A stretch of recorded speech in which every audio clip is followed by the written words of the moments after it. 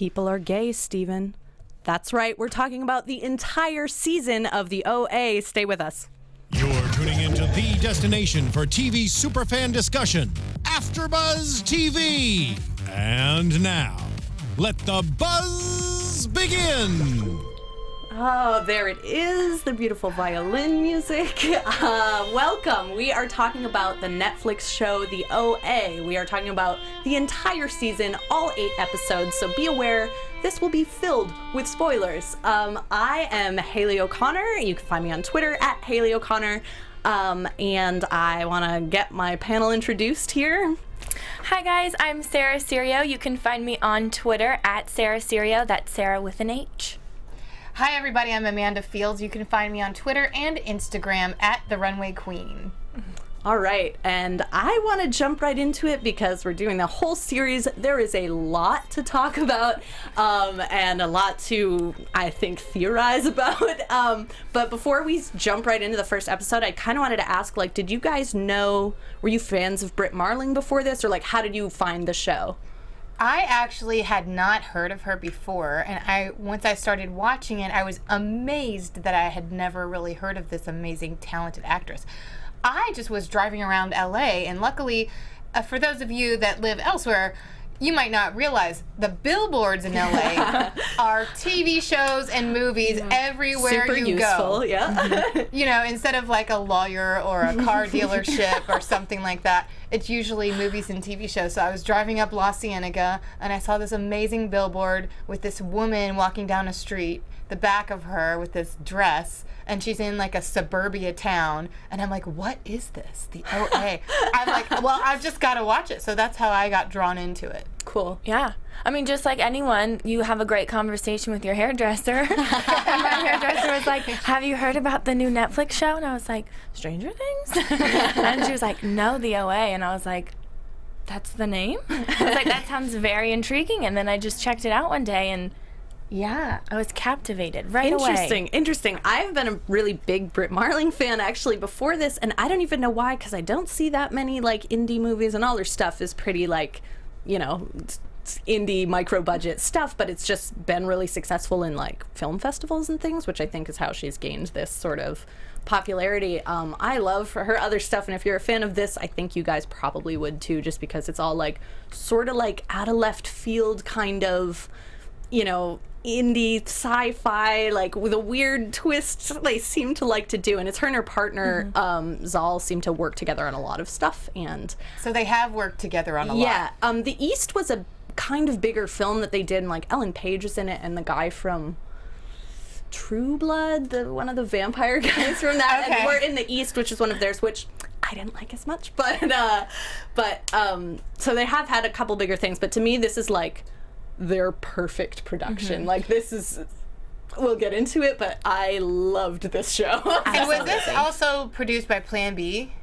Oh yeah, yeah. Brad Pitt's production company? Yeah, it was. I saw his name on the Yes. So that's interesting and good to know.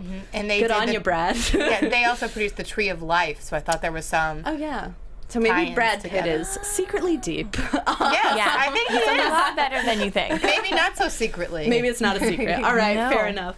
Okay, well, cool. Well, so just because it's kind of hard to know where to start on It this is. because it jumps around in time quite a lot, and maybe, who knows, in realities or dimensions. But so I just want to start us off at the first episode. It's called Homecoming. So, and try to keep in mind when you don't know anything when you first see this episode. So, like, to me, I just thought this is going to be a regular story about this girl that was kidnapped, and we're going to find out what happened to her, and it was probably awful. Like, you know? Well, the opening sequence of this shaky iPhone video that was not even held lengthwise. Right.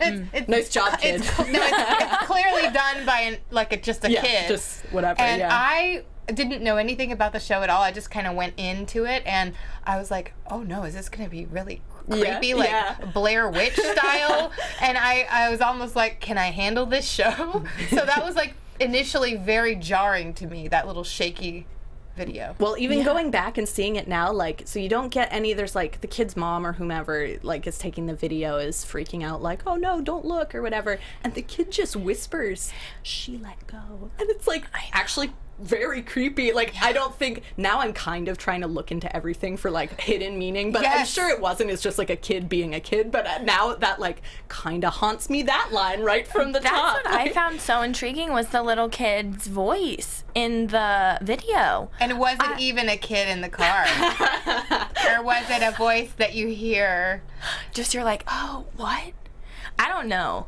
That's what originally got me, and then I was like, who takes their camera out so fast to capture he was ready. all of He was this? playing a game, you know, on his, although I get the sense from the footage it was like a crappier flip phone maybe. Maybe. But iPhone 3. But I mean, good on him and good for putting it on great YouTube reflexes. so her parents could find her. yeah, totally good. So then it takes us right into the hospital, and like now it's much more telling, but the first thing she says when she wakes up is, "Did I flatline?" And so now we're like, oh, like, but first watching it we're like, don't think about it or whatever. Yeah. And then her parents come to find her in the hospital.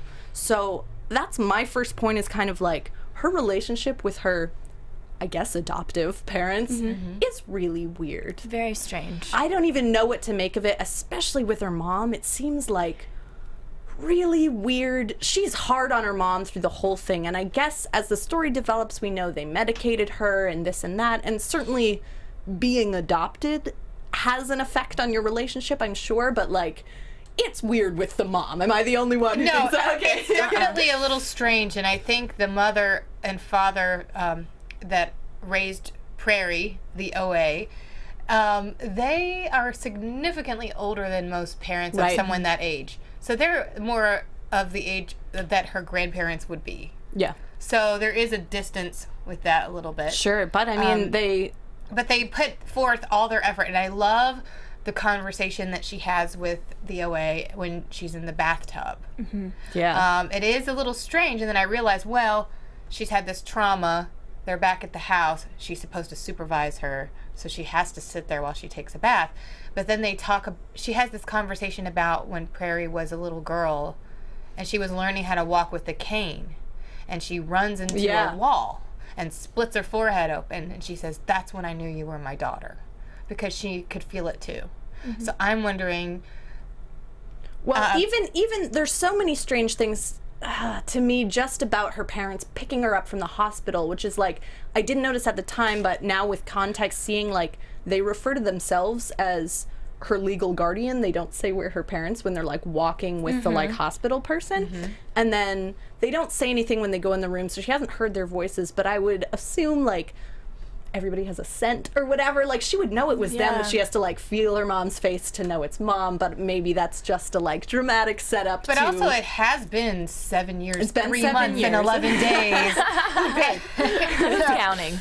Yeah. So maybe she didn't quite remember the scent. Sure, But and she's been through and obviously she a couldn't trauma see of some them. kind. Yeah. She was blind, and now she can see. I know. Amazing grace. So great setup there. That hooked me immediately. Like she went missing, blind, and now she can see. And it's the great. fact that like all the nurses and doctors at the hospital were just so uncertain as to what the heck was happening. Yeah. Because they're like, she was blind when she went missing, and now she can see. And the nurse's face when she looks at the dad is like, what is going on? But it all makes sense now when she like, the nurse is asking Prairie like about the marks on her. And at first when I watched it for the first time, she was so like not about it, so you feel like something bad happened to her and she totally was traumatic. traumatized. Yeah. But like now watching it again, I see like why they're so important to her. Yeah. And that's what I enjoyed. Well, someone pointed out to me too that like the first nurse that she talks to as she like regains consciousness right at the top is named Alice, which is maybe like an Alice in Wonderland down the rabbit hole reference that someone pointed out, because people are going deep.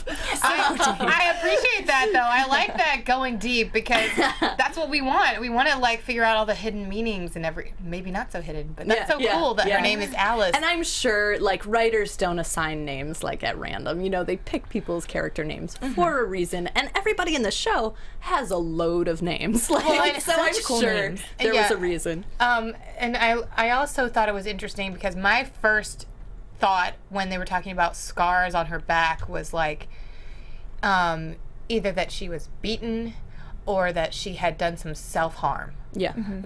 she had, you know, especially later in the episode, and I know I'm skipping around, but when she finds this bin of all of these sharp objects in a desk. But I assume that, I mean, correct me, it's because they had a blind little kid in their house growing up. That's what I was thinking, so they had to hide it. Yeah, keep away all the weapons. But I don't know. They kind of keep you guessing in the first episode of like, well, what happened to her? And did she harm herself? Was she abused? And the scars, particularly when we do find out about them scarring themselves, is something that seems to be bothering a lot of fans, like, because they're so symmetrical and they're at a place on your back. It might just be an artistic choice, but like, if you did it to yourself, it would look much worse, not so designed, right. you know, not and like so beautiful, hard to access that middle of your back spot or whatever. So, and it's not like they could have helped each other. Well, right, exactly. But we're not there yet. Yep. So interesting thought. I like. So, that. like, immediately, and a big theme just in this first episode is like, she wants the internet. She wants to use a computer. So I think that makes sense, right? Like, she wants to check up on these people she formed this relationship with, because even when her parents are walking in, the ICU nurse is like, she tried to get to the computers in the ICU, so we had to restrain her. So like, she's desperate to use the internet, which is interesting, and I think I will pick up on that later, but just keep in mind, like, right from the top, she's trying to search and use the internet. She can't, obviously, through most of this episode until she meets Steve, but however, I feel that she's a little too internet savvy, because wouldn't she have like not used the internet all this time? right. So even though she was used to the internet 7 years ago, a lot has changed. And YouTube, Sure, but there's still there were search engines in 2007 or whenever it's supposed to be, 2010. Yeah, that's true. I just feel like it was so easy. She remembered it so easily. Well, and here's what's interesting that I think is a point I want to make later when we get there, but it's not clear to me that she can read written English if she's been blind all her life. And her keyboard at home is a Braille keyboard. I went back and looked, and obviously the computer had all those voice command things on for a blind. Right. Yeah. And so it's not really clear that she ever, because she gained her sight during captivity, if we believe this, and so it's not really clear that she would ever have learned to read English. That's right, because Steve actually was the one that started typing really quickly, and she was very excited about that when he hooked up the internet and she saw him typing, and she was like, oh. Yeah, and okay. We'll get to Steve. We'll get there. I can't help myself. I have to just jump around. Even I thought it's interesting. Steve is introduced in this episode, and is actually my least favorite thing of the whole show, I think, was just Steve's introduction is this sort of cringy teen sex scene, and to me it felt a little like, I don't know, maybe I'm totally off, but like, to me it felt like a little stilted, a little like networky dialogue of like, oh, I'm just using you to practice sex, and like, it totally didn't fit with the rest of the show to me. Like, it just seemed like that's how teens talk or whatever. However, okay, the first time I saw it, I just thought, well, why do we have to see so much? We can get that they're having sex without looking at it. However, looking at the first episode again, I love the shot of him because he is very angelic when he just walks to the window. Yeah, and it looks like he's almost a sculpture. Like the back of him, it just looks like I feel like the sculptures. I can't remember who did them. Maybe it was Michelangelo. Oh, like the Statue of David and stuff like that. David. Yeah. They were very much making a reference to that, I think. I think so, and I think maybe the like girl who didn't really care about him is maybe like a device for like, look how sort of, this is why he's such a misunderstood sort of bully type. It does set up his like, you know, his whole nobody story. gives a shit about you kind of, you know. So I get that, but I just didn't like, just the dialogue felt like, oh, is this a CW show? Yeah, like, I'm tuned out. Out of place for sure.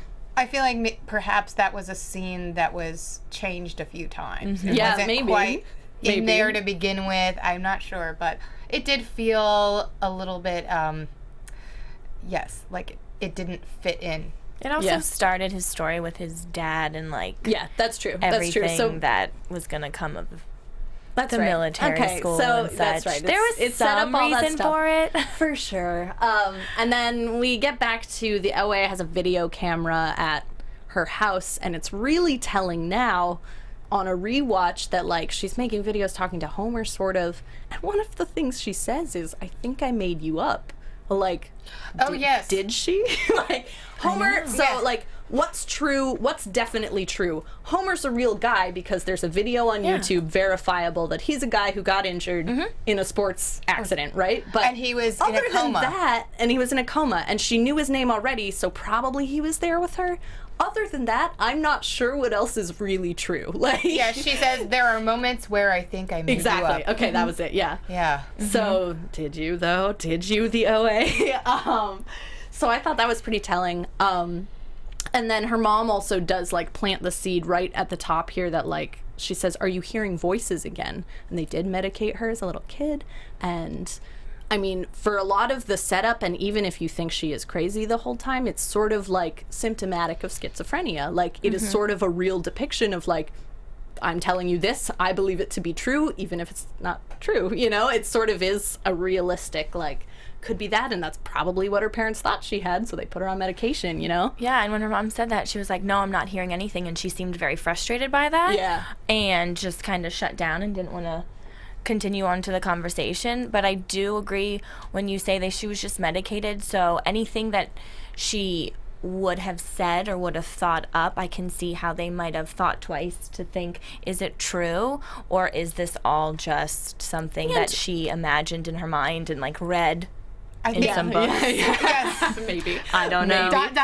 I actually just watching it the first time, I went with the story and I wanted to believe everything that she was saying was real. And so that, I mean, looking at it now, I can see that there were more signs saying, Yeah, they're setting up some or stuff. isn't it?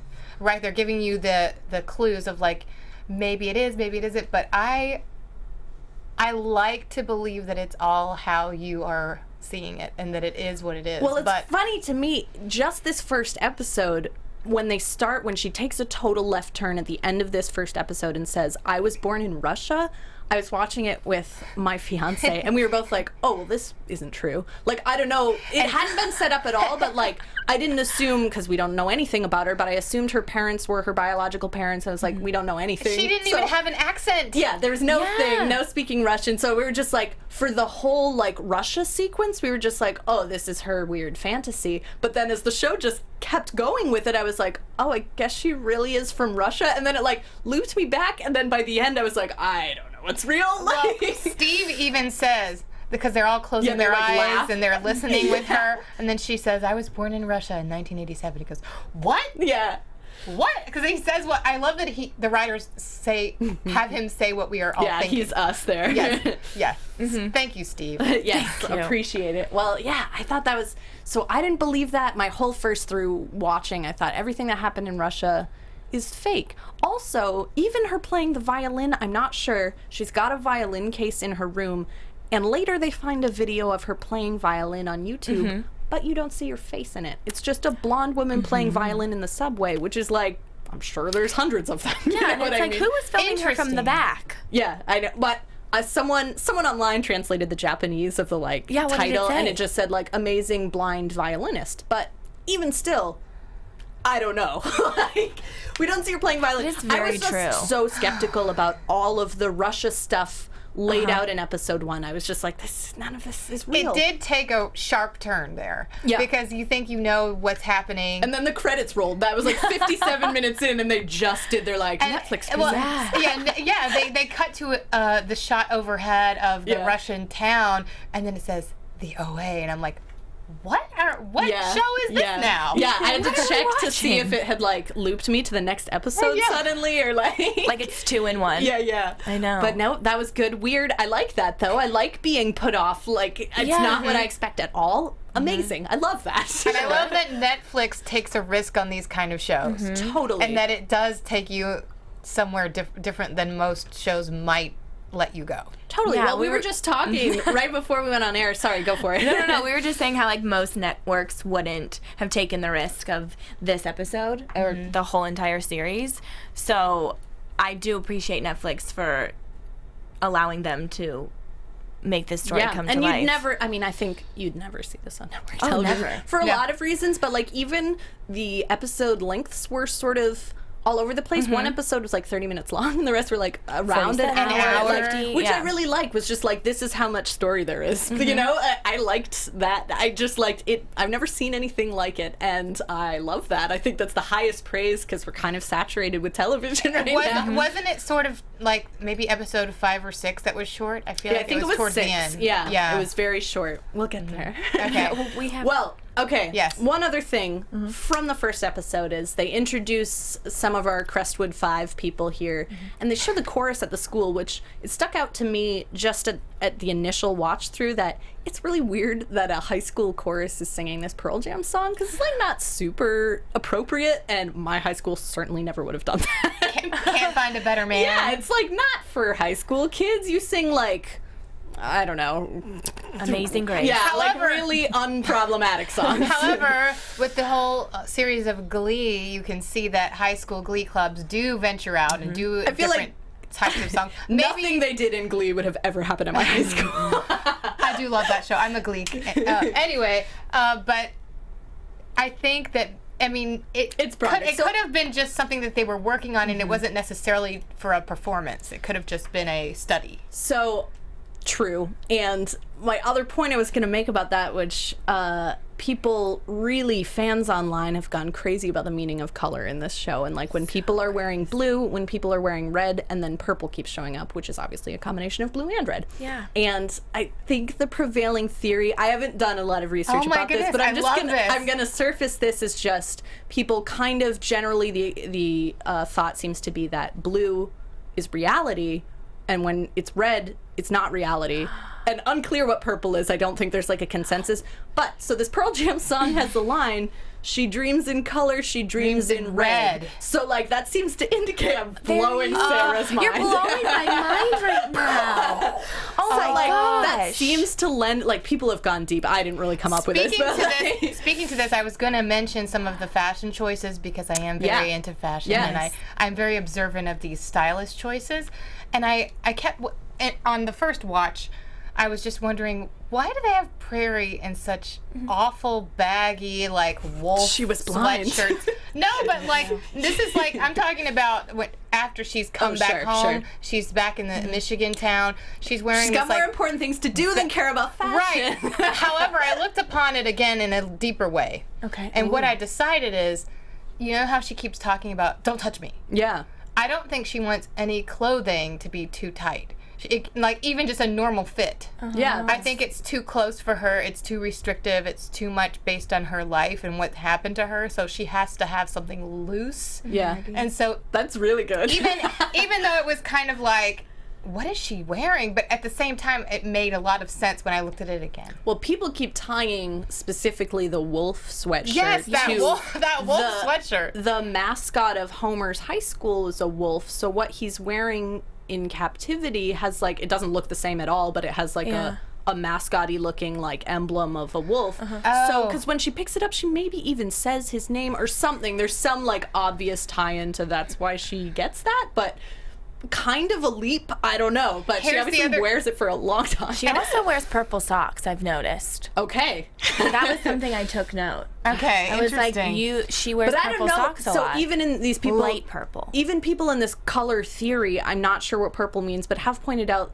weird purple liquid in a couple of scenes. Yes, that was one of my favorite. Like when purple was very prominent Yeah. was when August was in the 12th. Yep. And then when Prairie comes back to life after she was hit in the head, she's laying on a purple pillowcase. Ooh, good call. Yeah, and it was very prominent for me because it was a brighter purple, and this was my like little moment. Good. Good. Purple is known as an Easter color, Yeah. and that's like A him being rebirth. risen, Oh, yeah. and like resurrection. Oh, good. So maybe I don't know. Here's the thing that really gets But- me about the whole color thing is like, so when I started looking for it, I was like trying to see it everywhere, but sometimes I can't tell the difference between blue and like lavender just because of how they've like colored the show. And like when Hap first sees her in the subway, his scarf is blue and it's the same scarf all through, but like when they get back to his house, it looks purple. So like, I don't know what that means. Is it real? What's real? Here's another interesting thing that I just found online recently. It's amazing how I didn't know we were going to even talk about this, but I found out that in ancient culture, people didn't even see blue until they had a word for blue. What? Really? What? So there's a lot of cultures that they even describe the sea as being red, even though it was now that it's the study of if you have a name for a color, you see it more. Oh, yeah, yeah. Just a side note. Not that it has to really do with the show. I just wanted to add that in. The other thing, just since we're talking about the look and the aesthetics and everything, at first I was kind of thrown off by Prairie's, the OA's hair color, because to me it looks very bleached, like you would have to bleach it to get to that color. And how is she in captivity all this time and has bleached hair? Things I think it would not look like that. And as a blonde child from Russia, anyone that has natural blonde hair, even if it's very light as a child, it darkens. as you age, it gets darker. For some things, I think you can suspend your disbelief. I know, but I was just really annoyed about that just because I know what it takes to get hair to look that color. And I didn't know, is she wearing a wig? What is going on here? Why is it so light? Yeah. Interesting. I don't know. She wasn't even in sunlight. You're right. You're so right. Yeah, she wasn't in sunlight, and it wouldn't, like, you'd have to go to the hair salon to get it to that color. Maybe hat took her. To me, that means that it for might some not be TV real. things, I think you can suspend your disbelief. I did. Because people always look like, oh, I've been in captivity, but my skin is great and I look wonderful. You know, at least she was pale, so that makes sense. That she would makes be in so much captivity. sense. But I just had to say it to get it off my mind because I think there's a lot of people out there that would probably agree with me that it like takes you out of the story right away. Oh my God. But then I went back in and I went with the story and it was okay. But just in the first episode, I was like, wait a minute, this just doesn't quite add up that she was gone so long and her hair's that light. I just don't. I don't know. Can I say one last thing about the color? Yes. I just thought of this. When the mom and the dad first saw Perry and they were going to call her Perry, the mom looked at her in the eyes and she was like, eyes Because as it's blue, the blue as the prairie as sky. the prairie sky. And the girls' eyes weren't blue?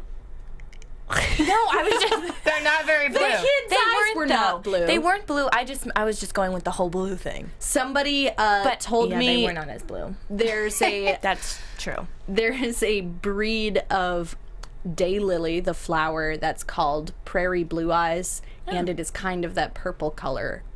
It's not blue, but it's kind of the purple color that shows up in the show. Like an so indigo. I just thought I'd say that, yeah, like a little off. Not definitely you wouldn't look at it and think blue. Cauliflower is like the, I don't know, what's the Crayola crown that's like Cornflower blue. Cornflower. That's it. Cauliflower's pretty white. No, I know. I was like, that's not the name. Oh my God. Cornflower? Cornflower. Okay. Someone is echoing your sentiment in the chat that said blue has been known as somewhat illusionary color in the spectrum. Yes. So, okay, two people said it. It must be true. Yeah, it must be. Oh, thank you for like contributing live. I know. I love all the feedback. Thank you. But yeah, that was Renji90998. Renji.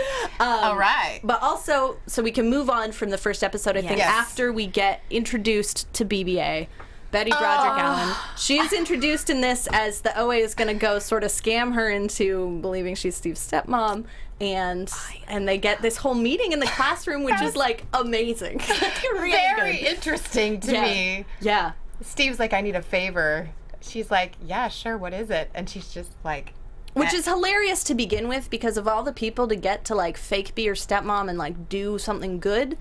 This girl has been who knows what and is probably crazy in some, you know, she has been through And a she's trauma. not She's quite not going to be convincing. old enough to be... just She's so- maybe like 10 years older Than him, yeah. 13 years older than him, so... I just love her. Oh my God, Her BBA. whole character. I love that you call her BBA. That's what they call her, right? Yeah, Betty Broderick Allen. the teacher, Betty, yeah. Yeah, I just... Phyllis! She's so good. What an amazing part for Phyllis. Amazing. It's her tone of voice and her whole, like, Everything. body language and her eyes and...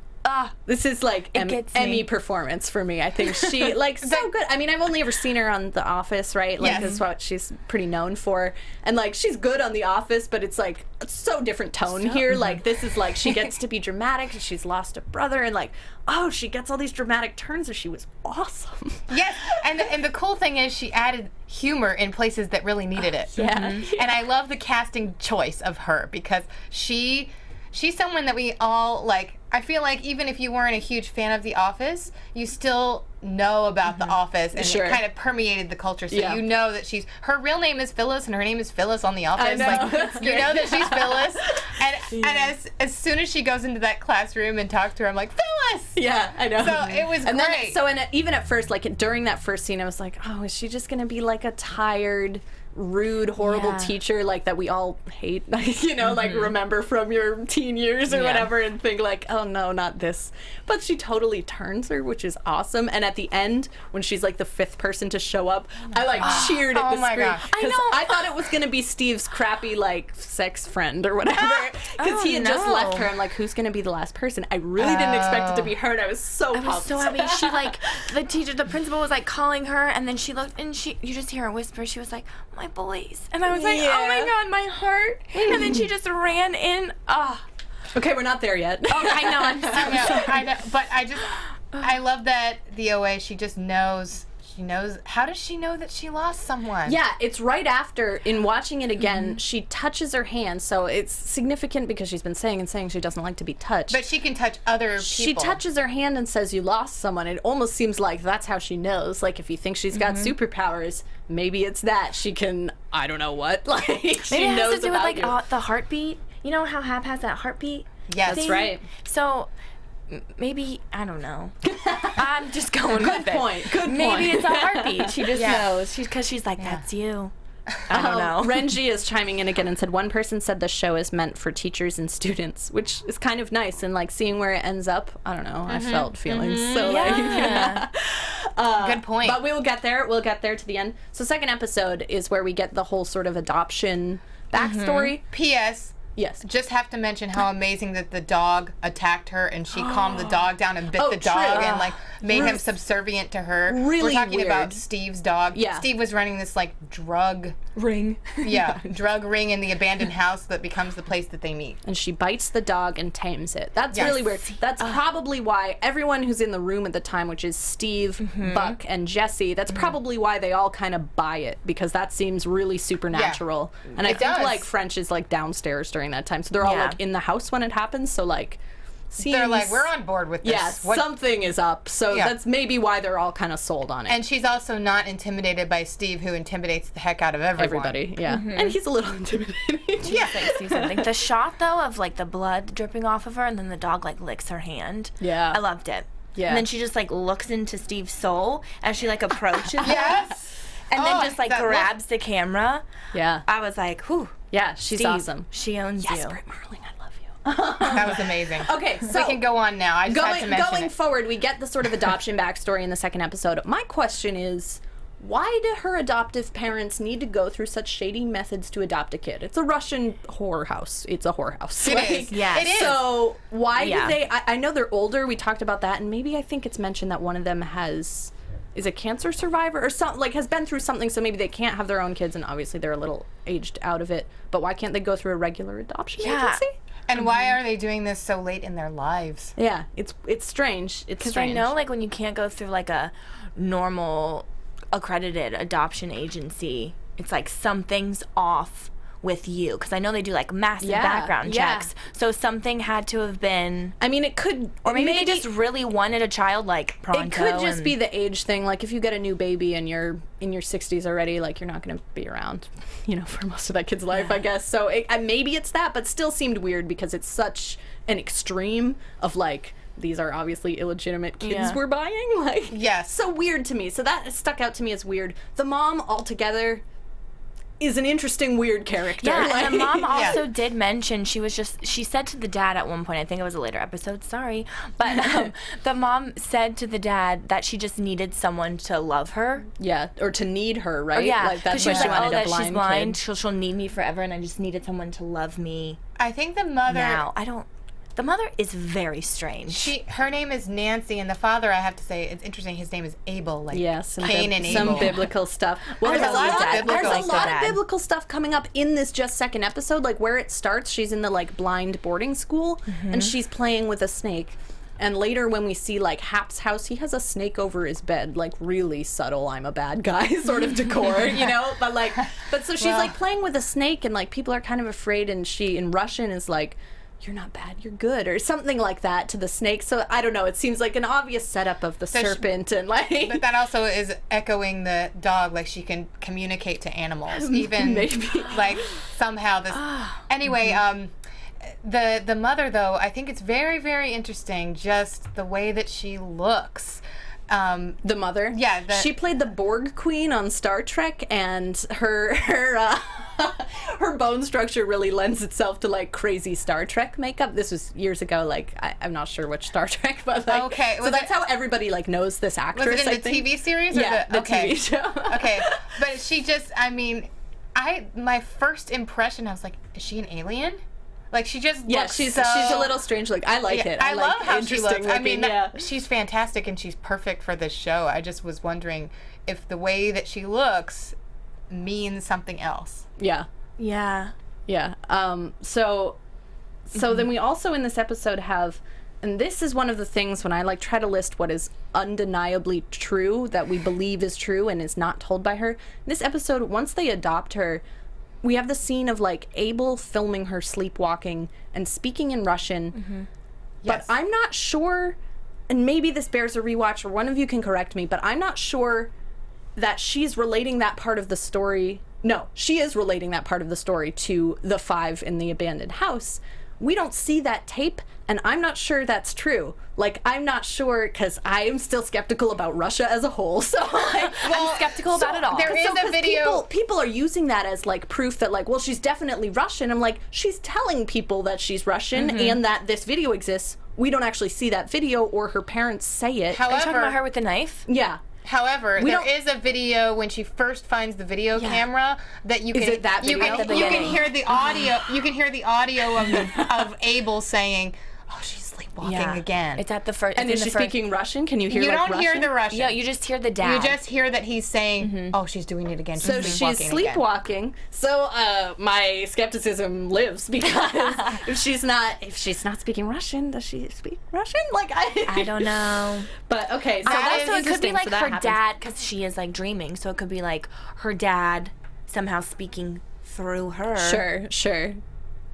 Also, people speak in tongues. Her dad kind religious of symbolism. Her dad kind of has Leonardo DiCaprio vibes. What? Oh, her real dad. Her real Russian dad. dad. Her Like, real Abel? dad. Yeah. Abel's a little bit No. not that. Her birth father. Papa. Yeah, Papa. a little Papa. bit. Yeah, he was very Russian looking. Yeah.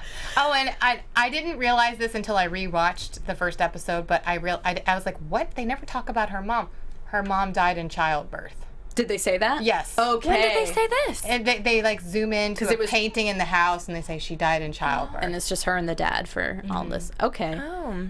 I didn't remember that, but until I rewatched it, because I was wondering what happened to the mother. Interesting. Well, so and immediately in this episode, it's like the first time you see like a day or however long has passed after she's first telling the story to Right, the 5.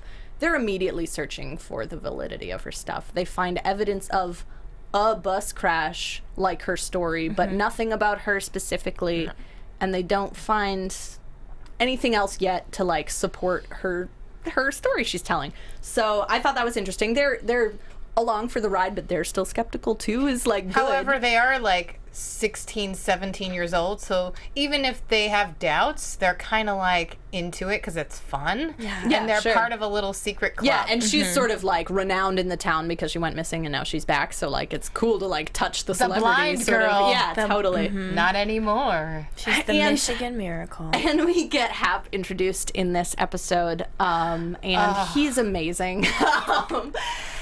And Oh my God. I'm not really. You look. No, I'm just saying, he was so convinced. He said everything that she wanted to hear. Yeah, he was perfect. I would have been asked- kidnapped too. She asked to come. Is the thing. He didn't say. You wouldn't what- have gone in that airplane. No, Come I on. wouldn't have. Yeah. But he just said, he literally said every single thing that she has been wanting to hear since she came back. And he didn't try to get her to come. She asked to go with him. She was Yeah. like, "Use me. I've He had is one." a You know. master manipulator.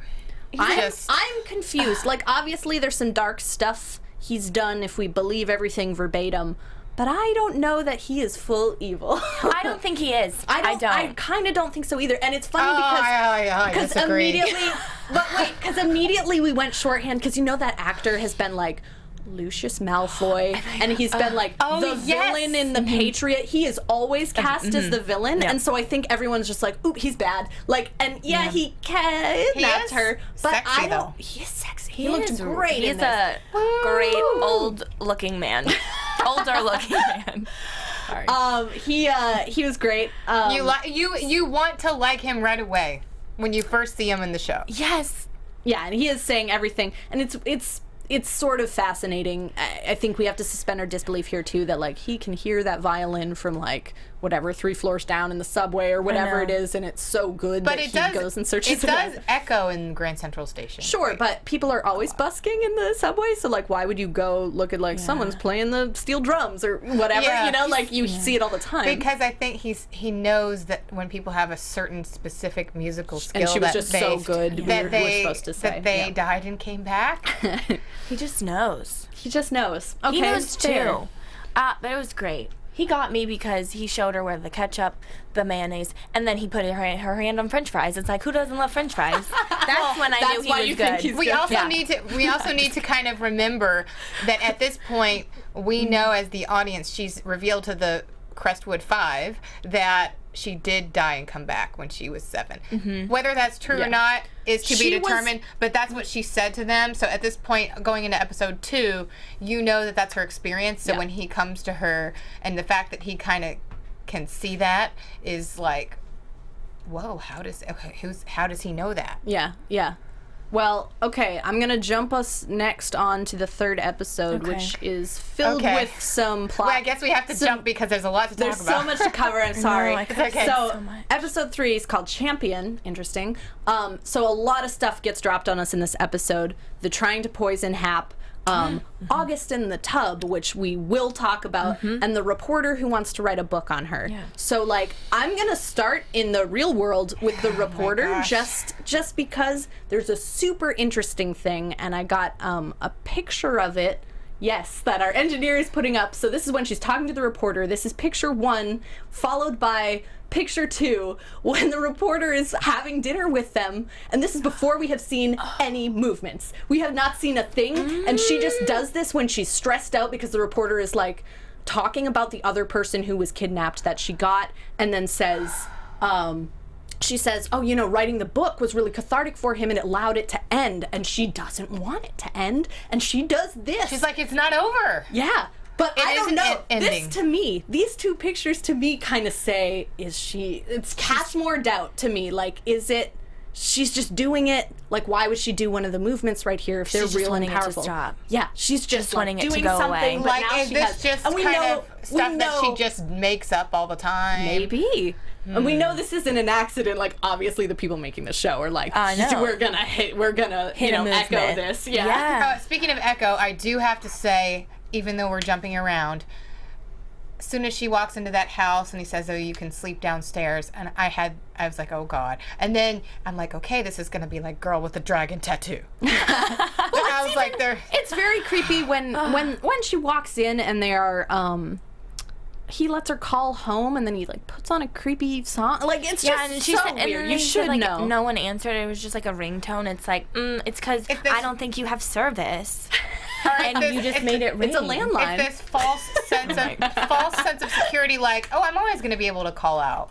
Yeah. And you And think- she gets panicked because she's like, oh, she can't hear any like traffic, and they're like, God, oh, yep, it's really I'm remote getting here. like scared talking about it because it's so creepy. Scary, and being blind on top of it is like blind and imprisoned, and and they shot that really well when he does. I get upset thinking about it. I get really angry because then he just puts her in the thing, and then he just looks at her. They shot it so well because like even right as he's leading her downstairs, we can't see what it is. It's like so tight on her. You know that it's bad. Yeah, you know it's bad, and they don't reveal it until like right at the moment she knows she's trapped. And then she hits the walls, and it's just like, and he just looks at her, like, and that's when I was like, I don't like you anymore. But then I still like him. I'm sorry. So we get introduced to Homer and Scott and Rachel, who are already in captivity down there. And Homer immediately is sort of like, Rachel, yes. Sort of like a bro, kind of a jock, not what I imagined when she had already sort of said the name Homer a couple times. I expected him to be like, I don't know, not the football star sort of bro guy, which I like now. I really think it was amazing casting, but like at the top I was like, oh, that's Homer. Have either of you seen the film Brooklyn that came out last year? I didn't see it. He is incredible in that movie. Awesome. The actor Emery Cohen who plays Homer. He's good. And it's the movie about the girl that comes to New York from Ireland, and it was in the Oscar nominations last year, and he plays this character that, spoiler alert, like she falls in love with in America, and he's this like Italian guy, and he just wants to be good to his family, and she's this Irish girl, and like they're so different because at the time it's like this big controversy to be with someone that, and she didn't even know if she was gonna stay. She had to go see her family. It was very emotional, and he was so like powerful in that role, and so I was just happy to see him again. And I at first couldn't remember what he was in, and then I looked it up and I was like, yes, Brooklyn. So I would watch him in a lot more stuff. So I really recommend that movie if you're a fan of Emery Cohen in this and in the OA. For sure. Well, Okay. it seems like everyone's gonna, I mean, I always think this when I love something, but it's like everyone's gonna have a career now because this was so amazing. I know. I hope that's not the way it works, I I'm hope sure. we start seeing him in everything. P.S. Another sci-fi show that I covered, Under the Dome. Brit, I think not Brit. What's her? I think Robin. Yeah, it's like it's another Brit, I think. Yeah, Robertson.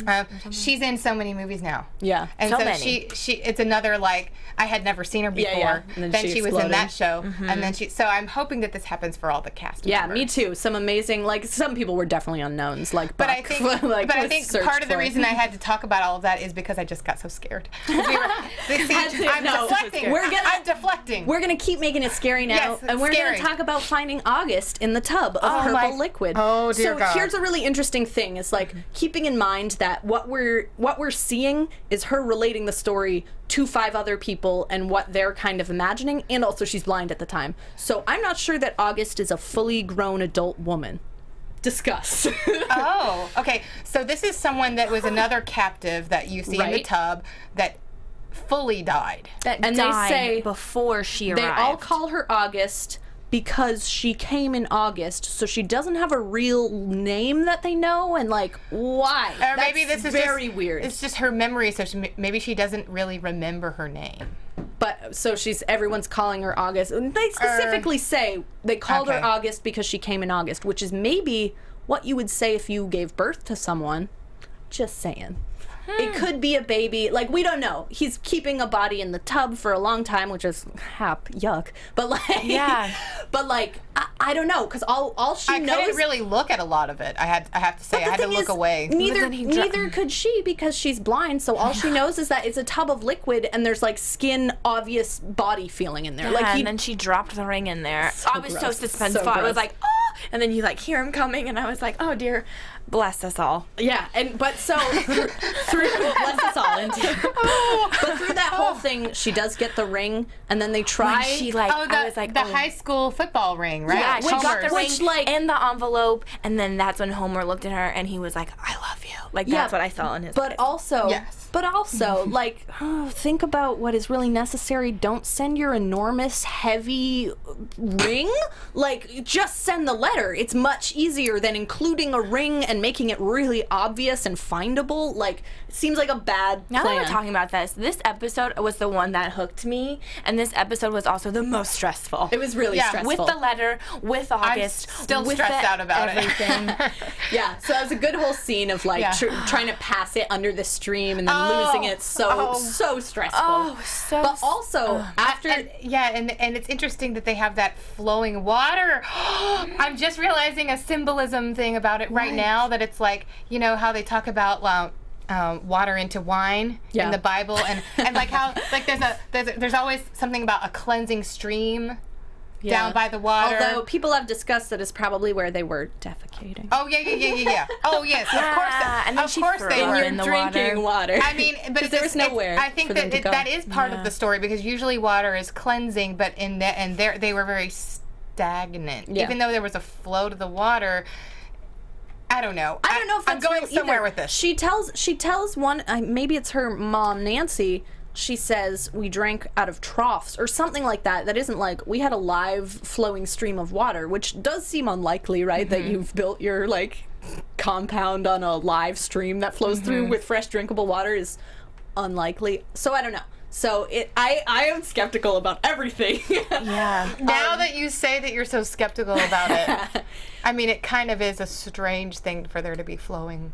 It's water. weird, and like it's bad to obviously don't shit where you eat is an expression. Like if that's your drinking water, you don't want to put your waste in it. I mean, But where else would they go? right, there would be nowhere else to go, and it doesn't seem like Hap would want to like clean out their stuff. Anyway, we were getting hung up on this. And there's also a symbolism of how they're kind of lab rats For sure. because they give them these pellets of food. Yeah, gross. Yeah. Like So they're gross. like they're hamsters in a wheel. And they're, you know, maybe it's interesting now that you talk about like what is real, what is not real. I wonder if those walls, if you really could see through the walls. That's great.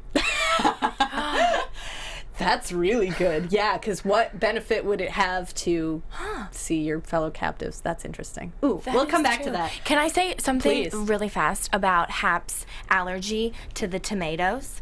I read something, and I would like to share. I Please. bet I Okay. know what you're going to say. Okay, so I read to dream about tomatoes that symbolizes peace and contentment, and since Hap can't have tomatoes, that just means that he just can't can't have find peace. Or contentment. Also, just one more thing, tomatoes, they come from a nightshade family of the fruits, and so that they were thought to be evil, and so then people would pierce them with the needle, meaning his EpiPen. Oh, he's a tomato. He is a saying. tomato. It's VeggieTales. What I thought you were going to say. Tomatoes are a fruit. Like, That's- that's weird. People think it's a vegetable. Sure, and So a it's got, poisonous like, fruit of knowledge that little you eat. symbols. But Double-sided. here's the much more my like God. practical. No, that was very good. I like that a lot. But a lot of practical things people called out was like, What? why would he buy tomato paste because he's allergic to it, and he's ordering all the groceries. Oh, that's so true. So skeptical. Right. Because he did ask her. He was like, "What broth is this?" It's like, how would she know? Here's Like, how is she gonna know I what's don't know. in it? Here's another note to this whole thing. Wasn't her plan completely different than putting tomato paste? Like, I It was don't think the she sleep- even yeah, that knew wasn't the plan. that It he was was the- allergic It was the to sleeping it. pills, Yes. which didn't seem to have an effect. Didn't seem to have an effect at all. But I mean, maybe he only his had system one. was just reacting to like, yeah. So who knows? There was But a true. higher That was priority not to the his plan. body to react to the other. Yeah. Yeah. So interesting. I just wanted to share. If No, you're that's- allergic to tomatoes, But at the Now you time, know. I was like, "Yeah, Prairie, that's awesome! You didn't even have to put the sleeping pills in there. Almost. It's like He's also- gonna die from the tomato paste." and it's like, why did she even get the EpiPen? Girl, you could have stalled. Renji in our chat room is applauding you. Nice analogy with the tomatoes, and then a thank little you. tomato and applauding hands. Okay, but also, right before we move on from this third episode, okay, what we have after they lose the ring in the letter is Homer making her do jumping jacks, or some sort of like jumping Bird. jacks. I thought the she thing was is, symbolizing a bird. this is also before we've gotten any movements, and like people think maybe this is more significant than you probably gave it credit to when you're first watching through it, because like Okay. it's just him getting her to do movement, and if you're trapped for 7 years, you assign meaning to stuff because there's nothing else to do, right? Like, so I think Sure. like him getting her to just like do a movement might be think about it. So that happens here in 3 before we get any Well, movement. I think also since he is an athlete, he's thinking, well, you got to do something. Sure, exactly. So you it makes- can't just sit here and lay here. You're gonna Exactly. just become Yeah. mush. You Yeah, know. yeah. So you have to stay strong. She was doing push-ups all the Yeah, time. they later on. got very strong. They were like because a what else workout would you do? couple. I Yeah. mean, you can't really be anything else, or else your muscles are going to get destroyed sitting around in the dark for 7 years. Now, because his name is Homer, I wish that my teachers had made me read this book in high school because I did not read the Iliad and the Odyssey. I did. I Tell didn't, me, but I know some. Well, what is the character So of basically, Homer? Homer goes on a long, epic journey and has all these trials and tribulations. And I think in the Odyssey, which one do they find? At the end in the box, they find the Iliad, right? they found the Iliad because it says Homer at the top. So But Homer's in both, and I think the Odyssey is when he ultimately gets home. In the Iliad, he doesn't get home, and he's traveling for like 10 years or something. Ooh, interesting. And then in Oh Brother, Where Art Thou? Is like that. They That's make exactly right. references to that as well. The Iliad is the one with all the, like, you know, the Battle of Troy and the Trojan horse with people hidden inside. I know that story. The Trojan horse, yes. and they like let in this horse gift, but it's full of soldiers, and they kill everyone. Yes. So that's interesting to keep in mind as we think about who might be good or not so good, because I don't think everything is as clear cut as we were like presented with it. I don't know about Homer. And we see later that Homer is not all that he says he is. But the themes for Homer in the Iliad are anger, hatred, betrayal, fate, chance, love, and patriotism. And if you notice from episode 1 and seeing Homer like progress, it kind of goes in that order. He does have a lot of rage. Well, He has a lot of rage and anger at the beginning. Sure. But then he kind of, it's like fate that he meets the OA. And then they he, balance like, falls each in other love. out. It's like the two sides, anger, fear, love. Homer is the author of both. Odysseus is the protagonist. Oh, Homer is the author. Better. Okay. Okay. So that's interesting, Just because we would sort of funny. say, looking at this show, the OA is the author telling us this story, right? She is creating or not. Okay. Huh, interesting. Okay, so at the end of this episode, the OA gets hit in the back of the head and dies. So, spoiler alert. I forget how she gets. Is she trying to escape in episode 2 already? Yeah, this is 3. Episode 3. 3. And she pushes him down the stairs or something. Yeah, she pushes and him down the runs out. stairs and breaks the window. Yeah. Right. Runs Right. out. He catches And up to then her. runs. And it's kind of revealed that this place is on a mine, which is interesting because she said that her father in Russia Yes. owned a mine. Yes. So, I'm like, I don't. is she just saying that because that's what she remembers? Well, there's all kinds of weird theories with like Hap as a father figure. Like, what is it? She's looking for her dad, and he shows up. Like, so keep it in mind. So we go on to 4. So at the start of the 4th episode, she's dead, and she's back with Katoon in that sort of like spacey, So cool. And How Katoon that has shot. braille on her face, which is awesome. Yes. She's good, and this is the episode we get her eating a bird, and, Which I couldn't actually. I got that was going on, but I couldn't watch it. it was good. I have moments. I have moments where I can look at things and moments that I can't. I'm glad that she did it whole though, and it wasn't like just crunch. swallow it whole. So, like, just to keep in mind, because by the end of this episode, Homer has an NDE and goes to a different place. Like, just to compare. Near-death experience. That's right. And just to compare, the OA's, like, place she goes is beautiful and safe seeming, and like she has this protector or whoever, this god, whatever you want to call it. She looks like she's in kind of a nebula outer space. Sure, Yeah, but and it's it's nice. like It's not this threatening. protective figure that she comes to, and she's like can get wisdom from. And by the end of this episode, we see Homer's place. He goes. Terrifying. There's overflowing urinals. It looks like a mental hospital, and he's just running in someone's panicked. being, like, it's yelling awful. at him. It is So- definitely a clinical type of environment. No idea. What does that mean? Like, why does he get a horrible one and she gets? And then he just has to reach into an aquarium yeah, like and how swallow does he know to do that? The OA is handed like, swallow this thing. How does he know to do that? Because the OA told him. The OA She said, said- next But time. also, it's an next aquarium time- full of other stuff. So Yeah. why did he pick the right one? He just said she just said next time you like are in that place. Wait, what color was the fish? Red. was it? I think it was I red. thought it was but blue.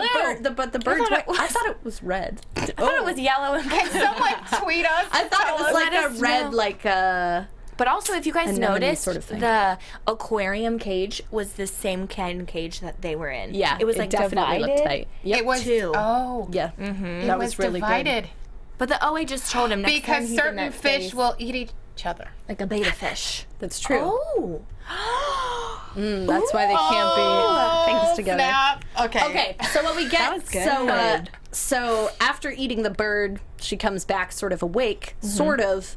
She talks to so on her bed, knows she what just to do. does not everything yet though. So like while she's kind of passed out, She's kind of figuring she it does out. while she looks like unconscious still. She does like one little thing, and it's like this overhead shot of the camera of like her on the cot still like unconscious, and she like does one, and all the other captives see it. I thought that was like, I was just so in it. We don't really know yet about the movements at this point in the story, But so she like, came back to life, and she has this feeling. And it's interesting because she says, I think it's in this episode, she says, and it's something that sounds like away. Yeah, she's like, which is the name of this Away. episode. Yeah. Away, the word.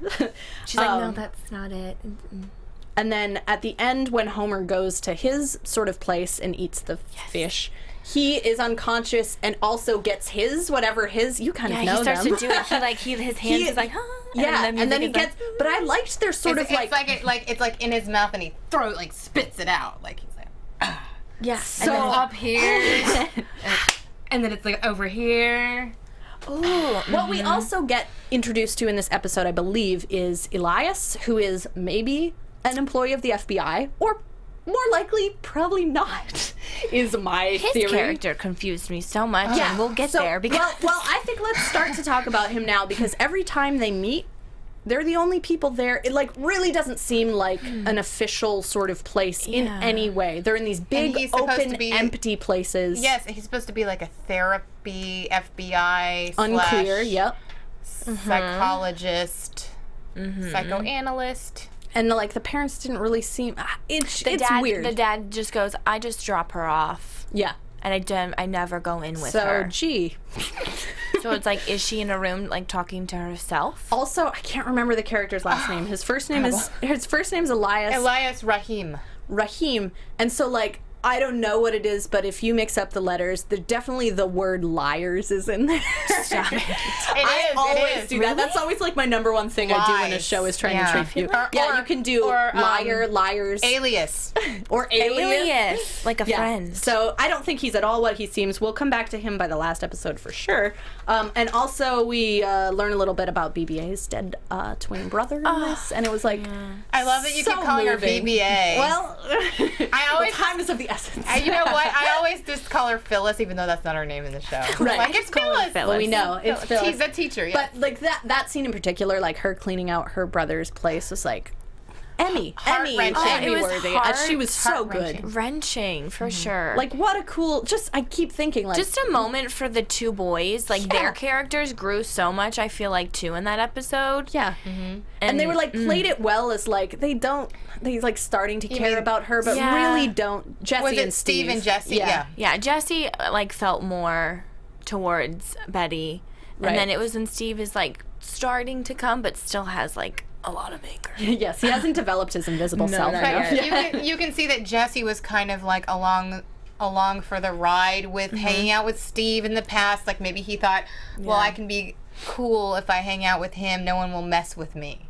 But then maybe Jesse wasn't all so bad. Jesse has a parent who committed suicide, we later learn, or maybe Yeah, in this and his episode. dad just so left. maybe he's more sympathetic to like loss in that way, you know, so he can kind of like understand real And- life and horrible he- stuff. Oh, wait. He has a relative that just died? His mom committed His mom committed suicide, and then he his like dad That's something left. in common with BB-8. They both have a relative that they Right. just lost. Right. So I wonder if that's part of it, how they're all Well, there. the interesting one they're all I've been connected? what I've been trying to relate is see if like those five can relate to the like other captive five, and like That's what I was Rachel lost a brother, BB-8 and she like lost a blames brother, herself. and the Does Betty BB-8, blame yeah, she herself? does. She like sent him to rehab or something. Yeah. There's some like she didn't expect to get The his will, yeah. because she felt like she betrayed him, kind of. So ooh yeah. So maybe, but there's a lot of theories about Rachel, the captive.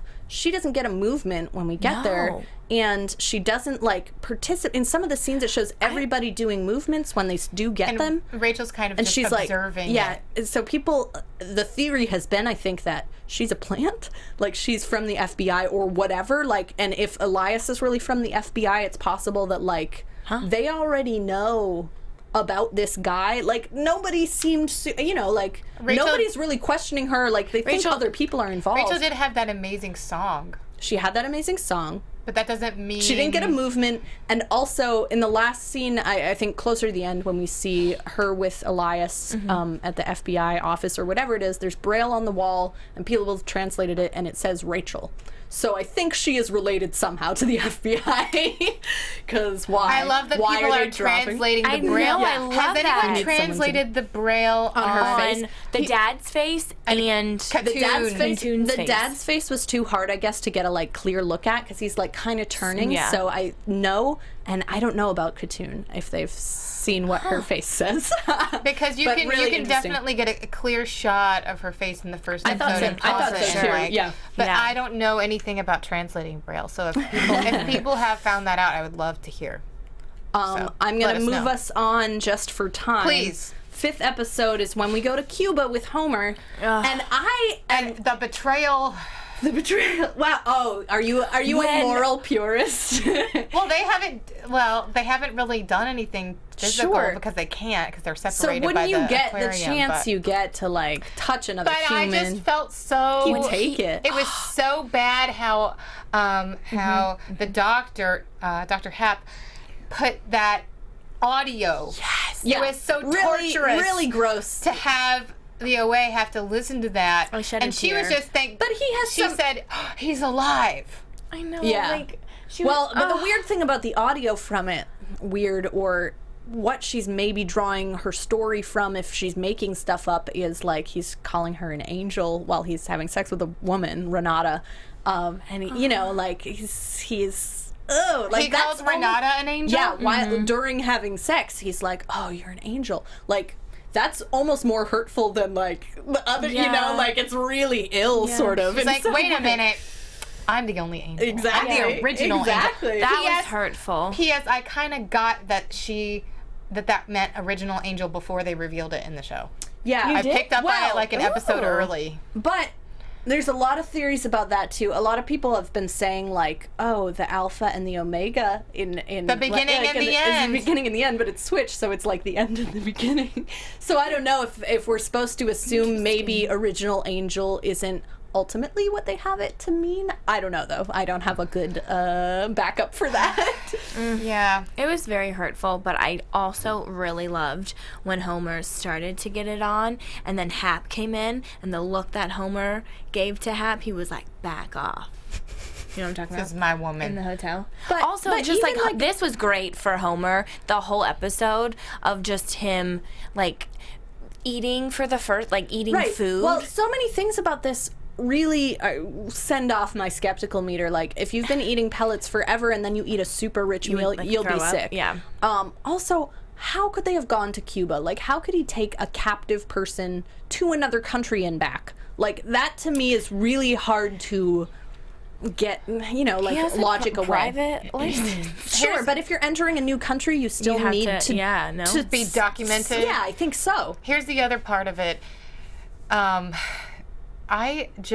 It was very hard to watch Homer, who's been this captive, still be a captive, Yeah. but not in captivity. So he's Yeah. out in Cuba with Well, and you Hap. feel really maybe worse for Yes. Renata, the woman. Like, you know she's getting, I like, know. tricked You know- into this. You like, know that she's being ugh. like seduced into this terrible world. It was Right. the worst. And then when he like, you think he's like making it, and he goes down to the hotel, and he's like, "I need help." I just knew who they were calling. I knew who they were on the phone with. Yeah. I knew Hap was about to come down, and I was so pissed.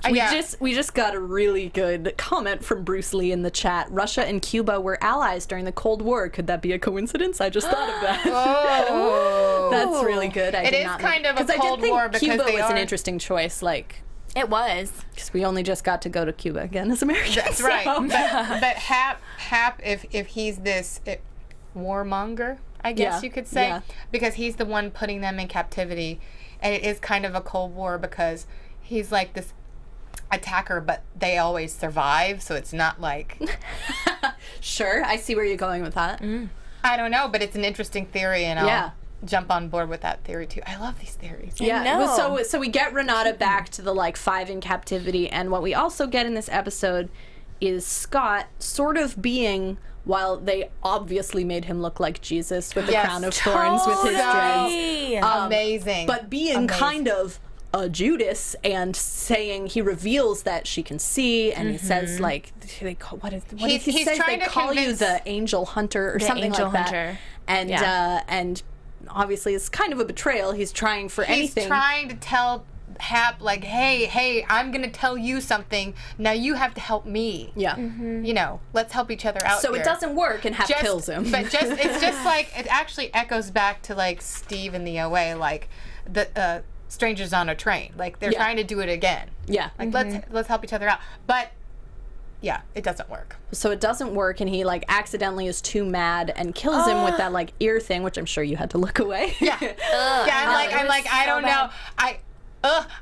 Thank you for explaining it, because I was like, well, I know he finally actually died, air quotes. Yeah. Well, so he does die, and he brings him back, obvious like sort of Christ imagery with the blood and the like off of him. crown of And thorns. even the way he's laying down was much like Jesus on the cross. Yeah. Like his Yeah, body and that was- position, how skinny he looked is. so skinny. Emaciated, and the cloth around. Well, so do you guys know what is the disease they were sort of indicating that he had? What do you think it was? Maybe he was HIV positive or something. Like, I'm not sure. They didn't say, so this is me speculating. But what gives you sores all over your body like that? Obviously healed I when just they thought bring him he back. was a drug.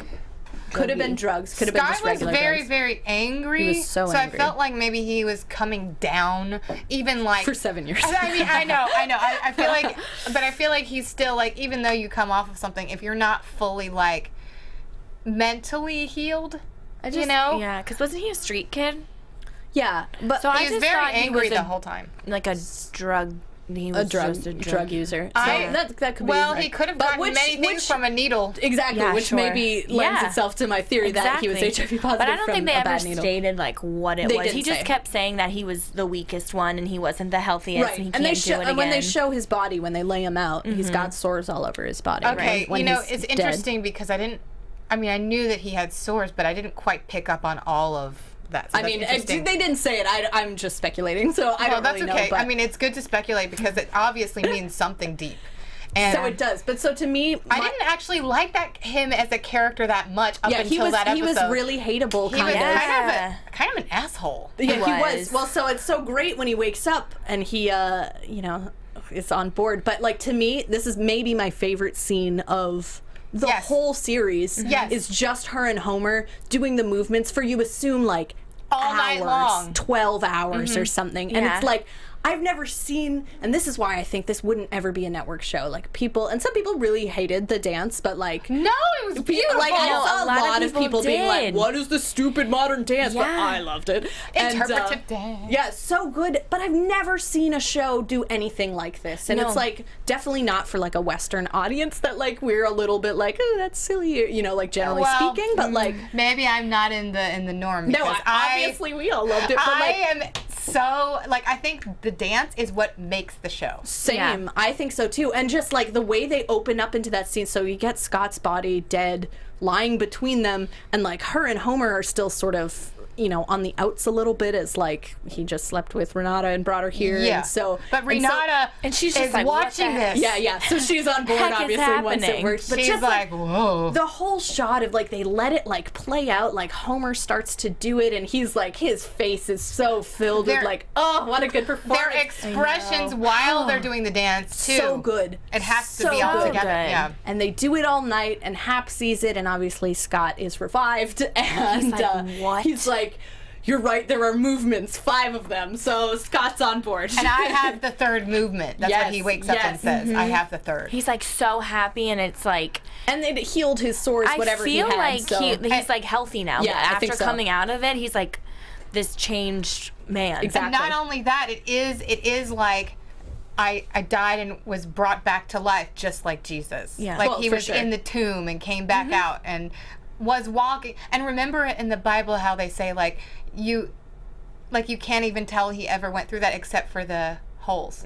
Right. So like, it's just amazing how like you see him so healthy and the blood goes Back into him. into him. Yeah, which was strange, but great. And you It know was how good. when you have communion, it's the blood and the body, and it was just very symbolic. Certainly of the- was. Yeah. Yeah. It was great. So the episode that follows this after bringing Scott back to life is the really short one. It's episode 6, and it's just like Hap talking to Leon, his former colleague of Dr. I loved this episode. Me too. Because Hap was loved suddenly it. weak. Yeah, Weekend. there's so many interesting things here. Just like the thing that really gets me is like if the 5 kids in Crestwood are researching her story and this part is true, there's a news story about a dead doctor found in a bunch of his captives has to be true. but they didn't look that part. That would be the most verifiable, horrifying headline news story to like look up. But I'm not so sure that we got any of her narration during this episode, so I'm not sure she's telling them this part of the story. That's true. Do you That's know, an interesting you know I what I don't mean? think she was actually. I don't think so either. So we're just seeing this because no one was there who would have What was the title of seen this it. episode? Do you know? Forking Paths. Forking Paths. Okay. Interesting.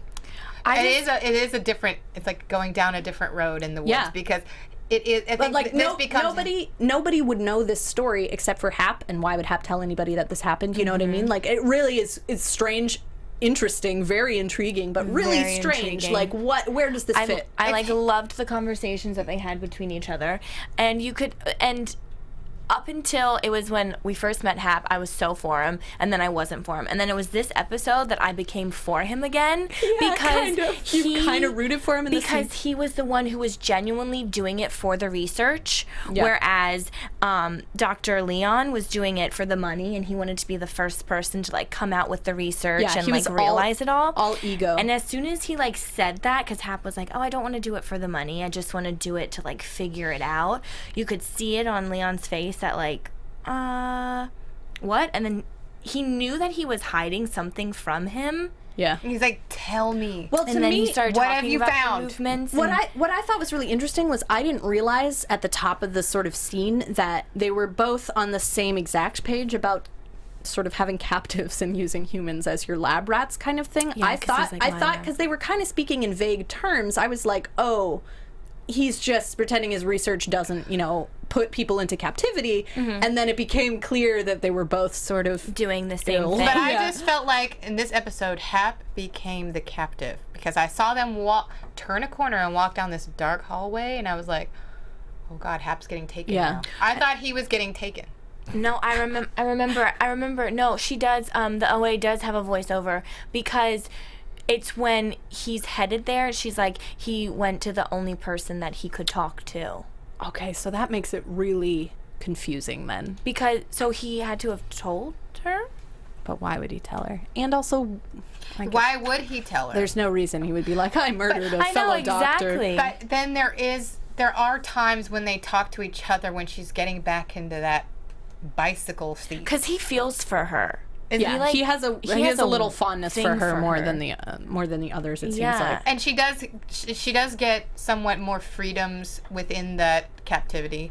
She does get to go Yeah. around the house and do At things first, for him. but not at this point. No. Now where we are in the story, No. she has lost those privileges. I personally think that Hap may have lost someone in his life, and so he's trying I to bet. find a way to like meet with them again, or for someone else to like tell him something, and that's why he's so intrigued by the research and not about like the money or Yeah. whatever and it's else. interesting. It's interesting how this show does marry the science and the religion because Yeah, it's not. I like it. It's I not. like it. I always think it's not mutually exclusive. There are things that have to make sense scientifically for religious things to hold up, and I just think that that's really cool that people went out on a limb and made a show like that, and they're trying to figure out where do people go. It's really They're just interesting. yeah. This is why I say I bet you'd like Brit Marling's other stuff if you look her up, because there's a lot of like the same kind of themes and like interesting unexplored stuff you don't usually see in movies. So I would say look her up. Yes, yes. Watch her. But we also, somebody had pointed out that the beer they're drinking during this scene happened, Leon, and they're obviously like eating a sandwich over I a was length very table, intrigued as which to was what gross. exactly they were eating. But the beer is like, someone looked up the label. It's called Spiegler beer. It's not very known, and so someone looked up like, and I guess Spiegler is like mirror or like mirror maker in German. So like everyone's reading. I don't know what that would mean, but mirror maker. I don't know. Because the two doctors are kind of mirrors of each very other. similar. Yeah. I love how everyone's looking up these little I mean, details. I like- live in this. Yeah. They're eating like you. hoagies, is what. Yeah, Yeah, it's really but like gross. it just seemed very like European style. It didn't seem. There is a American. theme on this show that needs to be talked about, and that is sandwiches. Oh yeah, She makes sandwiches right at the start when she's captive. They eat sandwiches over the like table you autopsy a body on, which is a little gross, but like, and then BB-8 later is like, I have to go. I'm eating a sandwich. That was the best line. That was the best. So what's up with the sandwiches? I don't know. No. Well, maybe it's also like the bread again. The bread, the body, the bread, the body, the bread, the body. Well, certainly I don't think the only inspiration for the show was just like, you know, these Christian themes that we're calling Oh, out. of There's course. definitely others sort of like... I'm just calling them out because that's what I noticed you know those first. ones, yeah. But I mean, please call out everything. I'm just observing. Sure, I what know I'm- everything. Yeah, please. No. Yeah. No, not at all. All right, so that was a super short episode. So then episode 7, we get more Elias. She meets with him and kind of talks about her premonition where she hears clanking metal. It's a big glass room with high ceilings. You know, we know now it's the cafeteria at school. We don't know during this episode. P.S. Just side note, again, I know we have to kind of go through the Yeah. episodes a little quickly, but all of this is going on with the captivity and everything, but we do harken back to the Michigan town with the kids in the high Yeah. school, and you see the development of them in their home lives Yeah. and at school, and you see Yes. Steve starting to be much happier at school, and he's starting to do well, and he starts to talk to a girl in his class, and it's like a much healthier relationship than Yeah. the relationship he had in the first episode. Yeah, he's definitely growing as a person. And then in this specific episode is when it comes back to bite him, kind of, that he had punched a kid in the throat, like, really early on. And Is this the episode that he wants to apologize to his dad? yeah, he's like, Okay. let me just collect my thought. He, like, sounds so much more mature than he did ever before. And he you're like dresses up. but you Yeah, know, he's like, I just need to his take a dad is shower. I gonna was so screw him. You upset. know the whole scene because you're like, you've had too much growth. It's time to kick you while you're down or whatever. Like, But so the end was great. so he gets taken. This is that episode, so we can talk about it. And Okay. BB-8 comes to his rescue.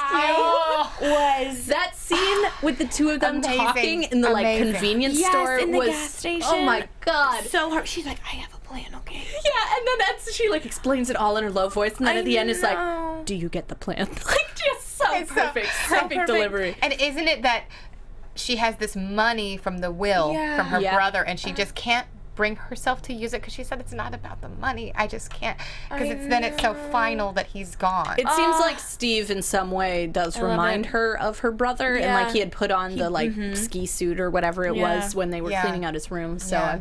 and she started to really and isn't care it about everybody. $50,000? It's $50,000, but Yeah. this is sort of a like dangling thread left at the end. So she does get him away from the people taking him to Asheville, and then he's just at school the next day, and his parents are cool with it. Is sort of unknowable. Like, But where what? I does feel he? like he went home. I don't think he went. I think he went to the abandoned house.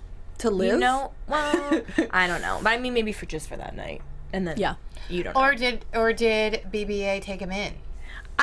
I had that thought too, but I think they'd tell us. That's kind of extreme. And no, because I mean, she's moving at the end Yeah, of the she's series. moving at the end. She says she's going to go to like Northern California or Yeah. something. So I don't know. So Okay. that's maybe a little dangling thread of like, why are your parents okay with this? Or like the school would be sued, the Asheville like boarding school thing, military school. Yeah, they, So let's see. they So kind of that's- don't even that's a clear little it up like what At all. that place even really is. Yeah. Like I know bad. it's That for- is a real thing, actually, where parents for You their can- problems, yeah, you you can can get take them them to to, like like, come military take, school. and they come take out your kid in the middle of the night or whatever to like really scare it's them. a I real guess. thing. Yeah. Kind of like scared straight. you Yeah, know? exactly. But like, it's actually horrible. legit. So yeah, I don't know about you guys, but through this series I kind of determined that Steve is straight. But in the beginning when he was angry at the other boys and like maybe not paying attention to his girlfriend that much, and I thought maybe he's like maybe hating on these like, bisexual. I thought he was like hateful to the chorus kid and stuff, not just because he was interested in the girlfriend, but I don't know if he was like secretly gay. Simone identity problems. That could be true. That's and funny. I thought maybe that Asheville place was like that, like they're gonna beat the gay out of you or something. Yeah, no, I did think the same thing too at the beginning, but I think it was short-lived. Yeah, that was And not then- really what they meant, but I just thought like that went through my mind as I was watching it because I was thinking of like, you know, well, that's probably because of the current politics. And what we get, I will say, during the scene with BB-8 and Steve and her like rescuing him, they're both wearing blue, so just saying. So reality. So it happened. But then, like, right after that, they go back to the house to hear more story, and that's when he stabs her in the leg with a pencil. He stabs the OA. And there's a lot of weird stuff about that. It was He sort is of like acting out, and then she's like, "It's okay." But then she does the physical touch, Right. like her but therapist she doesn't told her. react even really to being stabbed in the leg, which hurts, right? Yeah, But she's been hurt so much that maybe Yeah, it but doesn't. even so, if you don't know it's coming, maybe it she is doesn't. like he's the dog. Yeah, a little bit. He's Certainly. like biting her, and she and she's like holds him. She's And then like, he cries, and then I feel like that's when all of his anger and everything just like escaped his body. We also get in this. Ooh. What That's we also what get I in feel this, like. I assume at the same time BB-8 is like getting Steve back is when Prairie goes to, I guess, the Olive Garden Yeah, or it wherever was. It was Olive with her Garden. parents Nancy and Abel. That and they scene have was that whole scene, which was great. intense. Honestly, people have kind of talked about this, but like I thought her mom slapping her was like a totally real reaction. I thought do that was too. like totally in character and right, like because But she I hasn't also told, thought, like, what the hell? she hasn't told her mom anything about what happened to her, and then out of nowhere is like, I'm the original angel. Like, you sound insane, and like, I thought it was a totally real reaction to get Yeah. slapped across the face. And her mom was like so fine with her being medicated before, and so I think her mom just didn't know where to go, I don't think. And I also don't like that the mom kept the note from the father. That also happened. So, you know- because he asked at the beginning about the note. Right. And I'm like, oh, I just... That did make sense though, because at least just like character wise, to me it did make sense because their daughter went missing when she was 21. She's an adult. You know, it's not like your kid goes missing, Amber Alert sort of thing. She's an adult, so she might just be leaving home and never talking to you again. And so like if she had left a note, you don't get those resources of please find my kidnapped daughter. You don't, because they're like, well, she left of her own accord. So I thought that I was... wonder now, looking back on it, is the note, like, can we read more into what the note said? Do Well, you know what it says? In the last episode, Well, it really showed at least that like her handwriting was really bad. She was like hand-signed Prairie. it, but that's why it's so. Then I guess she can read written English if she wrote her name in. She just said, I'm English. gonna go find my real father, so that's why the mom said she didn't want to show her, because she was like, you are her Sure, father. I think that makes perfect sense. And you don't like they had obviously people looking for her while she had gone missing. That's why it was a big news story when she was found, right? And like, Oh, I just you found don't- another religious parallel because people are looking for the father. Like, Sure. The father. Yeah. Her father, the father. Okay, anyway. Well, so I don't know. So to me, it made sense that she didn't show the note, but it's obviously kind of cruel at the same time. But I mean, I felt like her breakdown wasn't like unnecessary. Like it was very much necessary to real, yeah. happen. Yeah. And Oh, you mean the mother? yeah, Yes. to have the breakdown in the restaurant, and because it just was probably super overwhelming for her to hear it all and experience it all. She just needed that moment. And I think it was just extra escalated because it was like one of their first times that they went out in public Yeah, together. for sure. And people are harassing them And kind so, of still. yeah, and people are trying to come take a selfie with Prairie. Yeah. And it's just too much. And I think the mom is just kind of looking around like, what's happening to my family? Yeah. What's, you know, and it's more escalated because they're in public. she like doesn't have a hold on anymore. Like her family is just like, she just doesn't know. She doesn't. What we also see, which is, I kind of missed it until like some other fans pointed it out to me, but also just in this episode, Buck is walking to the house, I think, to hear more of the story, and walks by a car accident. Yeah. Okay, did this stick out to you? Because It it stuck didn't. out to I me. totally missed it. No, it stuck I out don't to me. remember now. No, it stuck out to me so much. Because it kind of echoes what Rachel in Captivity said about losing her brother in a car accident, and there's some weird, like, there's like a red backpack. There's some weird stuff. It's just actually strange. Sorry, I interrupted. No. I really don't have much to like, because it just did stick was out weird. to me. But then like he didn't mention it when they Yeah, were there, And so I was like, okay, don't know what that was supposed to symbolize. I'm not exactly sure. At first I thought it was Alfonso's mom, maybe, in a car accident, but then and that Alfonso's story. Oh, I loved his my character. Yeah. So Oh my much. God, his family and His mom. I certainly thought he was gonna get outed because he is taking some kind of drugs and now he got the he's on scholarship. coke, I thought that was gonna become a problem and huge lose your thing. scholarship, Yeah, and it but just it wasn't wasn't, addressed at all, no. which is fine. And I think that people that are fans of the show, myself included, think it's really cool that Buck is played by an actual actor that is going through a transition. You know what I heard about this, and what I heard in an interview from the creators, which is Brit and Zal, they had written this for specifically a 14-year-old F to M trans Asian American, and the casting director was like, we're never gonna find that person, so which things can you lose off that list? And they were like, none of them. Nothing. It has to be And they that. found That's someone, which I awesome. was like, yes. And that's, to me, again, one other point of network TV would never even bother. They'd be like, let's just make it something totally different, other struggle. yeah. But it's Yeah. Ian Alexander, such an incredible Yeah, performance. so good, so real. Amazing. Because you just feel like you know that kid, Yes. just sensitive and that Buck is going to get the drugs just for that reason. That's why. Yeah, so he has a sacrifice He's for in sure. that line of people. I he need doesn't the wanna be- hormones and the Yeah. Oh, I guess I could just get this today. And it's I think each of these 5 has either a secret like that or something that they're going through, a big transition, literally a transition, or Yeah. a transition of a family member that just died, or Sure. So let's go into the last episode while we have some time remaining. The Invisible Self. So what happens... Wow. How did we go through this whole thing so quick? I know. There's a don't lot. know. There's so much, obviously, like I that missed couldn't be so called. much. But There's more that I'm gonna want to say even after the show. I know. I'm gonna be like, okay. what Let's did get I- let's Okay. get to it. So we got the sheriff's wife in the Hap captivity story. So we have the sheriff's wife come through, and that was really good because you see the sheriff come into Hap's house, and you think they're rescued. Yes. It's over now. And then he is Not just as at terrible. all. And I really liked that exchange between her and Homer over the woman, with Yes. ALS on the bed.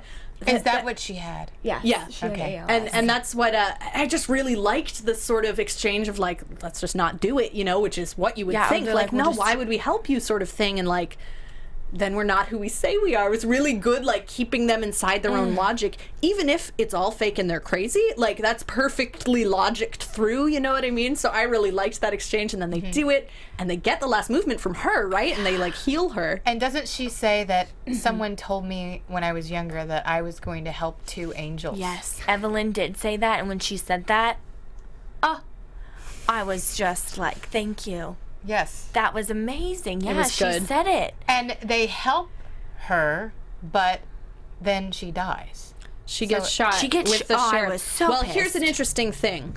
So once they have completed 5 movements, because she gave it to them, right? The last The one. last one, isn't it, with the eye? Something with that. It's like you'd go down. She gets shot. The only other time they seem to really complete it, the OA gets shot. So maybe it's not so good to do it. Well, I was wondering if the 5 movements really just are helping people move on. move on to the afterlife.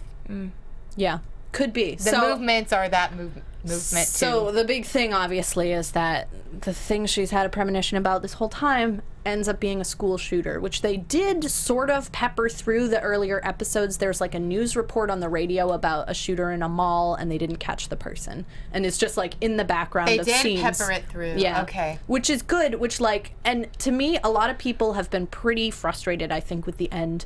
I really think going to Yeah. school shooter was like jumping the shark, kind of, but I thought it was kind was- of right and it was very current. So terrifying. The was way that so- they made that very scene. terrifying, and Coming over that hill. so I scary. don't, and I didn't My like God. you didn't see him. You just Right, which to me saw his indicates legs and his- who is he, but yeah, so that was high emotion. It worked on me. And all of the different characters that had been with her through this whole process, they were this is the episode where they start to think she wasn't even telling the truth. Right. Yeah, right. because so the books we got to talk about because he found the book. French finds the box of Amazon books. There's a lot, so much. but here's the thing: like that to me doesn't say very much at all because she doesn't have any money. So how did she order books online? But maybe her parents did it. Okay. Maybe her parents were ordering the books. They don't look like they've been read. They look brand new. And Sure. it's like They do. a little too on the nose on some of them, you know. 3, why is the FBI guy in her house? That's literally what I was about. Why was he in the house? There's no reason. There's no. I think we're supposed to assume he planted the box of books there to discredit her story. Oh. See, But it then made we me have- think the complete opposite. Like, is he real? He's not I even just real. was so and then confused. he hugs Alfonso, which But is then super Alfonso weird. looked in the mirror and it was Homer. We have Alfonso discovering the books, and then he looks in the mirror, and the reflection is Homer, which is interesting because I'm not sure what to earlier, make of that. that beer that you said means mirror maker. Yeah, mirror maker. So I he think maybe it could just mean that yes, all of those 5 characters in Crestwood are supposed to be parallels of the 5 people in captivity. sure. But so then if we're given one and that Alfonso is Homer, who does that leave the rest as? I'm not really sure. Like I don't know either. But But so I think the books were planted. I think. Yeah, so I'm you definitely think- of I the mean, that opinion makes there's no. sense. But because here's the other thing: is a couple of the shots of one in particular. It might be in episode 7 of all the group walking up to the abandoned house to like go to story time or whatever. Like Story you know, time. it's some scene after it's been happening for a while. Yeah. And so it like shows them meeting outside instead of just like in the space already. There's so many shots that are from the interior of the house, but you see everybody outside walking up, so no one's in the house yet, but it's clearly shot the way they shoot stuff to be like, someone's watching you from this house. So you think someone's it's the FBI inside. agent? Maybe, because he didn't even seem concerned. He, like, knew who Alfonso was kind of already. Yeah. Like, a lot of stuff that it didn't seem like she told him, he kind of already knew. So I really don't buy that he's FBI. I think there's something else going Like on. a connection? Like he knows it happened? And it must be noted that all of the people that are going to these meetings every night have to leave their door open. Yeah, we didn't even talk about that. That scares me. Yeah. I don't know what that's about, but it's also, again, with the biblical references, it's like to avoid a plague, you have to put Right. something over your door. Right, Put the blood of Passover, the yeah. blood of the lamb over the door, I think Right. it was. And so there's a parallel of like avoiding a plague. I don't know, avoiding danger, avoiding something with the door. One thread on that is like Buck's dad closes their door, and Yeah. that's never addressed, and it doesn't seem like nothing bad happens to Buck. So yes, I was wondering what that means because he does close the door. so maybe nothing. Yeah, and also like I think it was like at the very beginning, the mom is reading the notes from the doctor, and she's like, they say that you can never shut your door.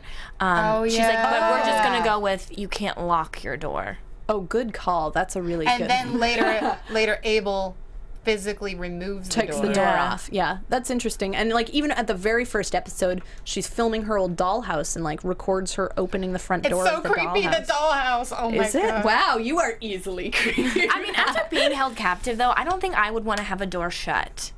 I would want to feel Yeah. like I can Go be anytime, open right. and this- like leave. Right. And there has to be something that's very significant about the fact that there's this neighborhood that never got finished.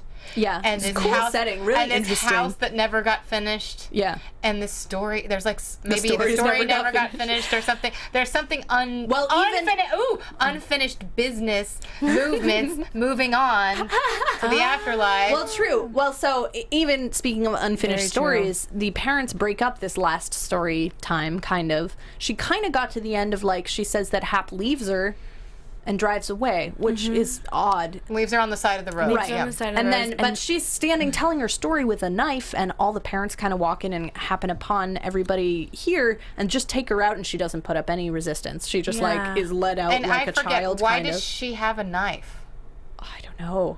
I It don't wasn't know. clear. It was like wasn't- a prop to the story. But what's interesting is because we didn't see too much of her while narrating stories of other scenes. We watched the scenes unfold, but this was like, so maybe she had a lot of props. Because he like, While because she was Hap like storytelling, we held don't a know. knife to her. Yeah, and she's like, I could feel the steel on my I neck think or it was something. just supposed to add suspense. But so then everybody walks in and she's like cut off some of her clothing and is Yeah, holding a knife and they're like, this is bad for my teenagers or Yeah, whatever. yeah, of course. Sure.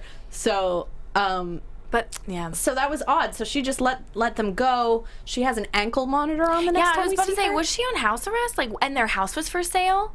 Yeah, it's really And she was unclear. back on medication or something because she said to her dad. But then her dad lets her run out the door. Because she, like, had the dream and she... Yeah, but and why does he believe her? Does he believe her? Mom I doesn't. think he wants to believe her.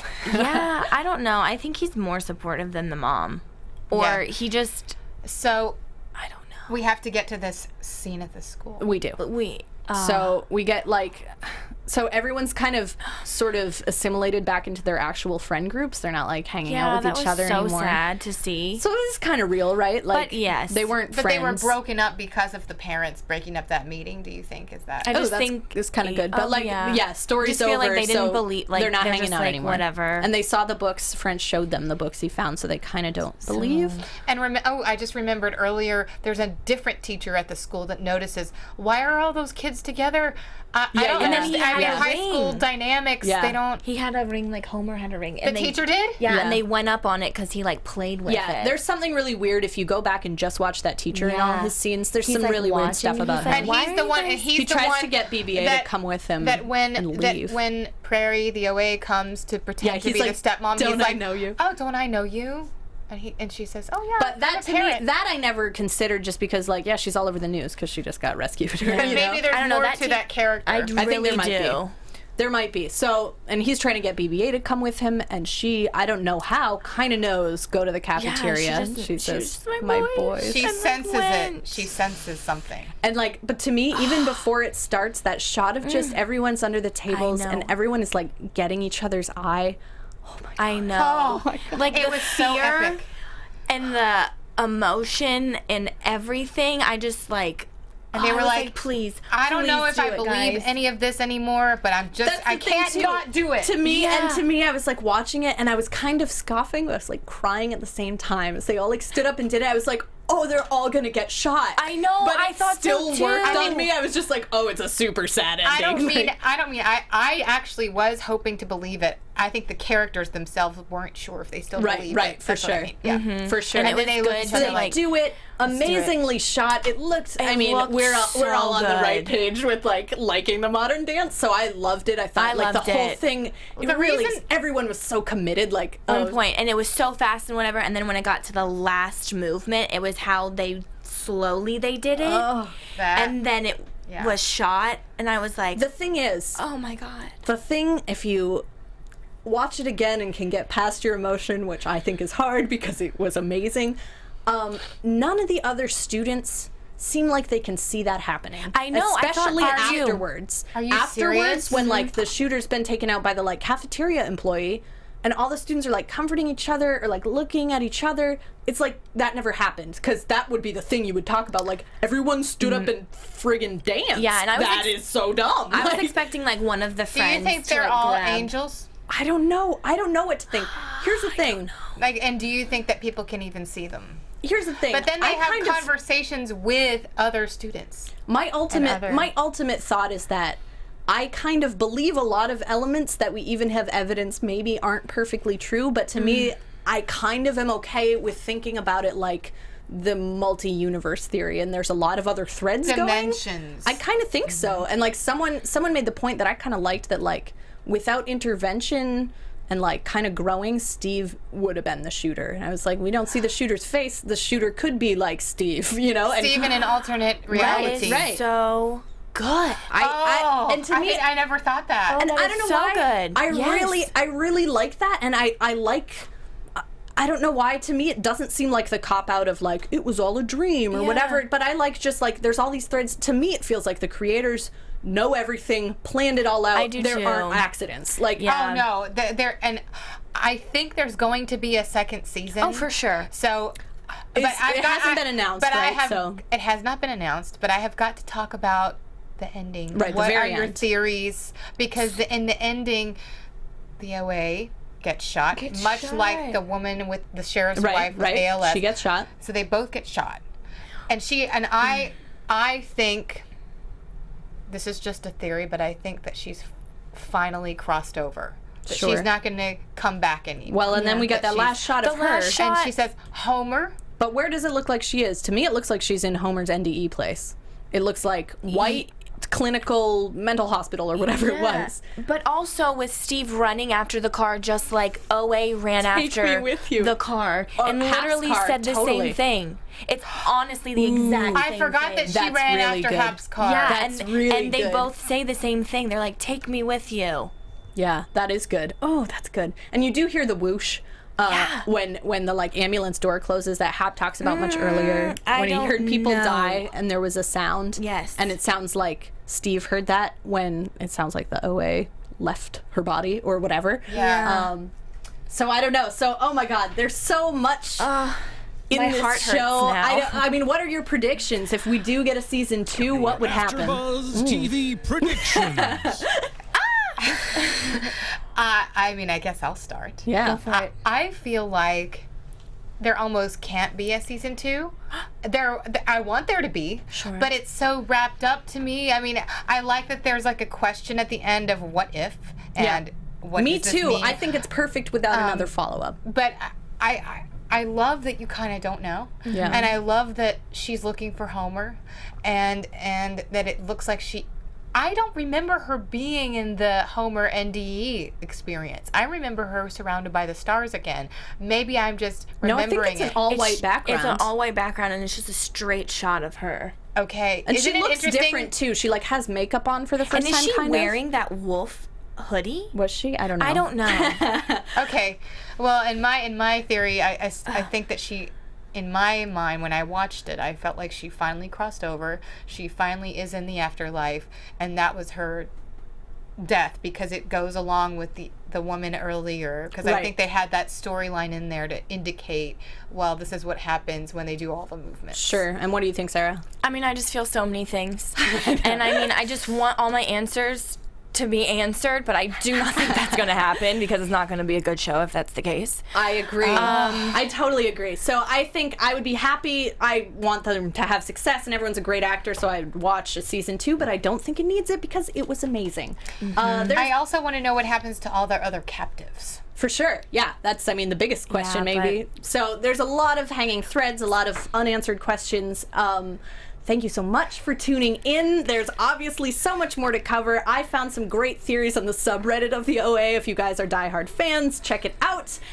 Make sure you subscribe to AfterBuzz and check us out on iTunes. Rate, like, and subscribe, and check us out on YouTube. I am Hayley O'Conner. You can find me on Twitter at Hayley O'Conner. Let them know where they can find you. I'm Sarah Serio. You can find me at Sarah Serio on Twitter. And I'm Amanda Fields. You can find me on Twitter and Instagram at The Runway Queen. Thank you so much. We will talk to you soon. From executive producers Maria Menounos, Kevin Undergaro, Phil Svitek, and the entire AfterBuzz TV staff, we would like to thank you for listening to the AfterBuzz TV network. To watch or listen to other after shows and post comments or questions, be sure to visit AfterBuzzTV.com. I'm Sir Richard Wentworth, and this has been a presentation of AfterBuzz TV. Buzz you later. The views expressed herein are those of the hosts only and do not necessarily reflect the views of AfterBuzz TV or its owners or principals.